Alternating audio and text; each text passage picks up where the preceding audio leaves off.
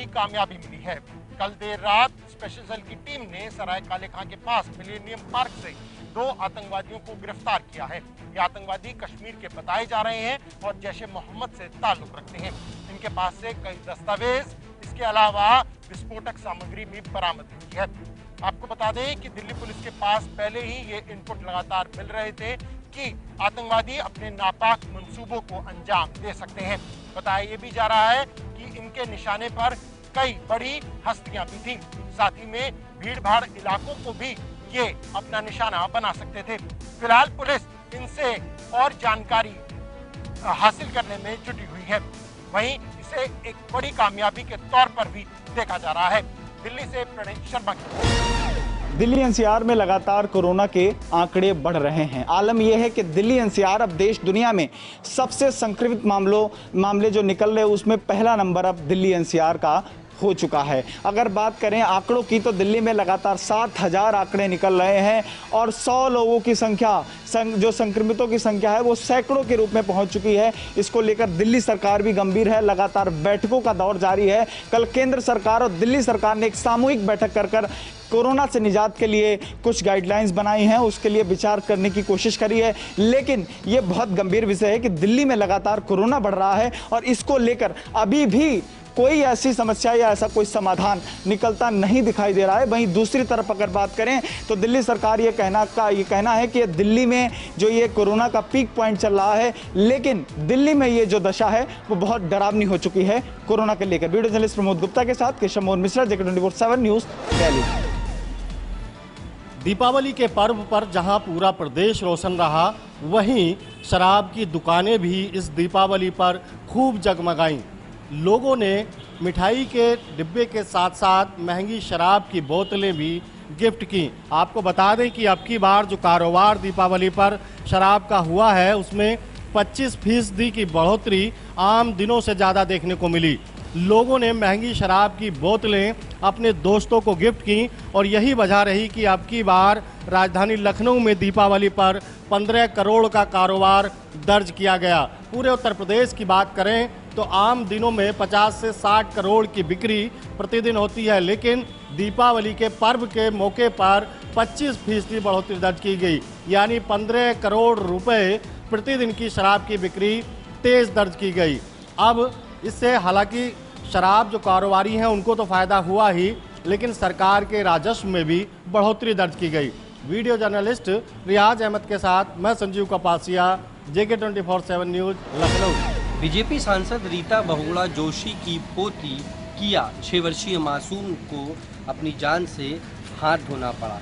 दरअसल आतिशबाजी करते समय हाथ में पटाखा दिख जाने के बाद लगभग 70% किया झुलस गई, जिसके बाद एक प्राइवेट अस्पताल में इलाज के दौरान किया की मृत्यु हो गई। दरअसल किया को आज एम्बुलेंस के माध्यम से दिल्ली के मिलिट्री अस्पताल में भर्ती कराना था, जिसके लिए रीता बहुगुणा जोशी ने केंद्रीय मंत्रियों से उनके बेहतर इलाज की मांग की थी। इसके बाद आज किया को एयर एम्बुलेंस के जरिए दिल्ली रवाना किया जाना था। वहां मिलिट्री अस्पताल में उनका इलाज होना था, मगर 6 वर्षीय मासूम किया पटाखे जलाने की वजह से उसकी चपेट में आ गई और 70% से अधिक झुलस गई। इसके बाद उसकी दर्दनाक मौत हो गई। कैमरा पर्सन राम के साथ गौरव पांडे, JK24/7 न्यूज़। देश की पहली प्राइवेट तेजस एक्सप्रेस अब रुकने की कगार पे है। दरअसल कोरोना काल के बाद तेजस एक्सप्रेस में सवारियों का टूटा हो चुका है। शायद इसी वजह से विभाग के अधिकारियों ने तेजस को 23 नवंबर से रोकने का आदेश दे दिया है। अग्रिम आदेश तक तेजस एक्सप्रेस अब दिल्ली से लखनऊ नहीं चलेगी। रोहित के साथ अनूप सिंह, JK24/7 लखनऊ। उत्तर प्रदेश के मुख्यमंत्री योगी आदित्यनाथ अपने 2 दिवसीय उत्तराखंड दौरे के दूसरे दिन आज बद्रीनाथ धाम दर्शन करने पहुंचे। उनके साथ उत्तराखंड के मुख्यमंत्री त्रिवेंद्र सिंह रावत भी मौजूद थे। उन्होंने बद्रीनाथ के दर्शन के साथ ही पंचशिलाओं के भी दर्शन किए। इसके साथ ही योगी आदित्यनाथ ने बद्रीनाथ में बनने वाले उत्तर प्रदेश पर्यटक आवास गृह का शिलान्यास भी किया। उन्होंने बताया कि यह पर्यटक आवास गृह 2 साल में बनकर तैयार हो जाएगा और इसमें उत्तर प्रदेश के साथ साथ कई अन्य राज्यों के पर्यटक भी ठहर सकेंगे। बद्रीनाथ में कड़ाके की ठंड पड़ रही है और जल्द ही उनके कपाट बंद हो जाएंगे शीतकाल के लिए। मुख्यमंत्री उत्तर प्रदेश ने बताया कि पर्यटक आवास गृह बनने से उत्तर प्रदेश के साथ साथ अन्य राज्यों के श्रद्धालुओं को भी बहुत लाभ मिलेगा। उन्होंने बद्रीनाथ में जो व्यवस्थाएं हैं उसका जायजा लिया और प्रसन्नता व्यक्त की। उनके साथ बद्रीनाथ के स्थानीय विधायक महेंद्र भट्ट और धर्माधिकारी भी मौजूद रहे। कैमरामैन संचित शर्मा के साथ JK 24/7 के लिए देहरादून से धीरेन्द्र। मध्य प्रदेश में लव जिहाद को लेकर जल्द ही सरकार एक कानून लेकर के आएगी। प्रदेश के गृह मंत्री डॉक्टर नरोत्तम मिश्रा ने कहा है कि धर्म स्वातंत्र कानून जो है तो प्रदेश की विधानसभा में विधेयक के रूप में लाया जाएगा, जिसको पारित कराया जाएगा। यदि किसी भी मामलों में धर्मांतरण की जरूरत पड़ती है तो ऐसे में युवतियां या अन्य लोग क्षेत्र के कलेक्टर से संपर्क करेंगे, जहां पर 1 माह पूर्व वे धर्मांतरण के लिए आवेदन देंगे, उसके बाद ही धर्मांतरण हो पाएगा। यदि केवल विवाह के लिए धर्मांतरण किया जाता है तो ऐसे लोग और उनका साथ देने वालों के ऊपर जो है तो कड़ी कार्रवाई की जाएगी, जिसमें गैर जमानती धाराओं के तहत जो है तो धाराएं लगाई जाएंगी। इसके अलावा जो है तो 5 साल की कठोर कारावास की सजा भी हो सकती है। अब देखना यह है कि प्रदेश में इस तरीके का कानून कब तक आ पाएगा। कैमरामैन सुरेंद्र के साथ सुभाष श्रीवास्तव, JK 24/7 न्यूज। लगभग दुनिया की आधी आबादी का प्रतिनिधित्व करने वाली संस्था यानी कि ब्रिक्स के सम्मेलन में प्रधानमंत्री नरेंद्र मोदी शिरकत करेंगे। दरअसल रूसी राष्ट्रपति व्लादिमीर पुतिन के निमंत्रण पर प्रधानमंत्री सम्मेलन में भाग लेंगे। इस सम्मेलन की सबसे खास बात यह है कि प्रधानमंत्री नरेंद्र मोदी और चीनी राष्ट्रपति शी जिनपिंग भी इस सम्मेलन में शामिल होंगे।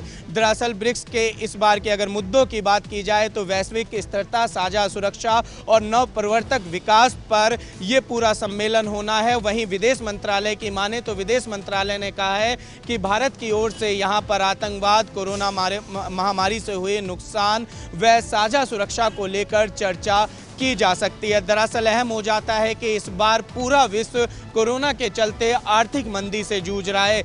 ऐसे में ब्रिक्स में इस बात पर भी चर्चा की जा सकती है कि इस आर्थिक मंदी को दूर करने के लिए और कोरोना महामारी से हुए नुकसान की आखिर भरपाई कैसे की जाए। वीडियो जर्नलिस्ट कन्हैया सिंह के साथ निशांत राय, JK 24/7 न्यूज, दिल्ली। मालाबार में कोर देशों का युद्धाभ्यास एक बार फिर से शुरू हो चुका है। आपको बता दें ये दूसरा युद्धाभ्यास दूसरे चरण का है। इससे पहले चरण का युद्धाभ्यास हो चुका है जिसमें अमेरिका, ऑस्ट्रेलिया, जापान और भारत तमाम क्वाड देशों ने हिस्सा लिया है। और कहीं ना कहीं ये जताने की कोशिश की गई है कि चीन अब सावधान हो जाओ, आपकी विस्तारवादी नीति नहीं चलने वाली, क्योंकि चीन को सबक सिखाने के लिए क्वाड देश सामने आए हैं। और मालाबार में लगातार युद्धाभ्यास चलता रहा और आज से दूसरे चरण का युद्धाभ्यास शुरू हो चुका है और युद्धाभ्यास हो रहा है। क्योंकि जब हम ब्रिक्स समिट की बात करते हैं तो ब्रिक्स समिट भी हो रहा है, लेकिन उससे पहले जो क्वाड की बैठक हुई थी उसमें तय किया गया था कि कैसे चीन की विस्तारवादी सोच को लगाम लगानी है, और वही हुआ। और जिस तरीके से मालाबार में युद्धाभ्यास देखने को मिल रहा है वो चीन को चेतावनी। गुपकार गठबंधन लगातार मतभेद के दौर से गुजर रहा है, क्योंकि बार बार अटकलें ये लगाई जा रही है कि गुपकार डिक्लेरेशन के अंदर जो मतभेद पनप रहा है वो बहुत जल्दी खत्म हो जाएगा, लेकिन खत्म होने का नाम नहीं ले रहा है।